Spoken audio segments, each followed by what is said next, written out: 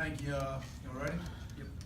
Have Ole Miss there at noon in Oxford. A really explosive offensive football team. Matt Luke, their head football coach, was previously the offensive line coach, and the guys up front that really jump out at you. Obviously, Little, the left tackle, is an outstanding player. Patterson, the left guard, and Rawlings, the center. Probably the left side of the line as good as we've faced, but they're really good up front. Jordan Ta'amu is a quarterback who's got tremendous arm talent, but can hurt you with his legs and do a really good job of using him situationally in the run game. Very effective and completing over 60% of his balls, and a lot of the balls he's completing are vertical balls down the field. Scotty Phillips has been a really good addition for him at the running back position from Jones Junior College. And A.J. Brown is a fantastic player, a guy that big, strong, physical, catches the ball off of his body, attacks the football.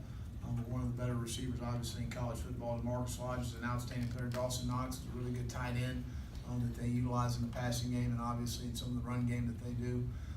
But really, a very explosive offensive football team. Defensively, probably Benito Jones is probably one of the better players we've played as an inside player. He's been a really good football player for him. Josiah Cody's another young man we recruited here, so we know a lot about him. They've had some struggles on defense, but Coach McGriff's got him playing extremely hard. Injury-wise, Dennis Daly's probably doubtful for this weekend. He did not practice today. He's in a boot to keep the swelling down, and we're going to look at him again tomorrow, but I would say it's probably doubtful. Rodriguez Davis and Chad Terrell are day-to-day. JT eBay and Nick Harvey are out. So I'll open it up for any questions. Okay. Will, you mentioned the slow starts before. How imperative is it that you guys get out quick and get some points on the board, consider what their offense can do? Well, I think, again, they can score in bunches and they can score quickly. They've shown that over the last 2 years. Been very effective scoring points and on everybody. So I think getting out of the gates strong, playing real well in the middle strong, and finishing up pretty strong too. We need to do all three. Mike? Well, back here, with an offense that you say is really explosive, we've seen on tape all year long, that they can put up points in bunches. Is it a situation on your offensively for you guys where you want to kind of slow things down and kind of have these long, methodical drives, or do you still want to go with the hurry up and kind of take points where you can? We want to be effective, and whether that's mixing tempo, I think that we've done a really good job of playing fast at opportune times in the game. And I'll look at last Saturday night, we had some opportunities when we hit some plays to get to on the ball and play fast, and we were very effective when we did that. So that's something we're going to continue to do. I think the flow of the game dictates a lot of that, and I think Brian's done a very good feel of when we need to play fast and when we don't. But that obviously will be discussed on game day. Stand back with Joe. Coach, I guess with your secondary, and you got injuries there, and trying to get guys, to develop.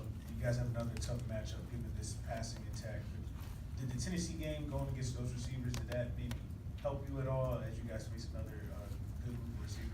Well, I think anytime young players, when you talk in terms of J.C. Horn and R.J. Roderick and Israel, all true freshmen, when they have opportunities to play under the lights in front of 80,000 people, you're always going to make improvements. And their experience, this is a developmental game. Their experience and every snap the game continues to slow down for them. And so there's no doubt about it. The more snaps you get, the more effective you're going to be. Javon Charleston, all those guys that maybe haven't played as much college football, the more snaps they're going to get, the game continues to slow down for them. So it certainly helps. To the right, Colin. Could you mention if Dennis isn't able to go, is Malik Young the guy after him? Mm-hmm. Malik played very well. Was our offensive lineman of the week. I came in and really played well and has played good football for us, and he'll play left tackle. Absolutely. I guess, how nice is it to have a guy like Malik who's played a lot of snaps over his career come in if a guy doesn't have to go down? Right. Well, again, Malik's been a great teammate. Has worked extremely hard to put himself in a position, and I talk to the players all the time about when your number's called, be ready to go. Be ready to play at a high level, and certainly he did that. I think Dennis played the first 12 snaps, and Malik came in and played a really good football game for us. Right to the back and Will. How much does having lineage in the SEC, not just with you, but your assistants, help when you go up against these teams in conference that you probably haven't seen, and the fact that a lot of these guys have changed spots at different places, does it make it easier to scheme for them? I don't know that maybe it's just at the SEC, I think experience overall, when you've seen a coordinator before. You know, obviously it gives you good insight to what they like and what they don't like. And we've spent a lot of time in the summer because they are new.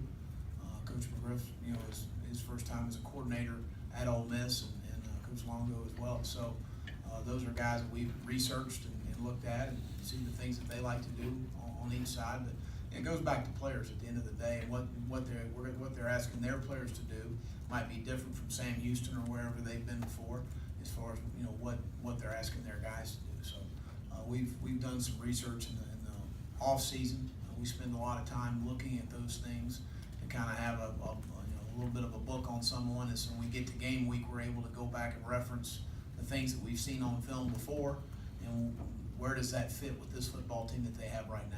So yeah, we spend a lot of that time on that, but I don't know that lineage in the SEC has anything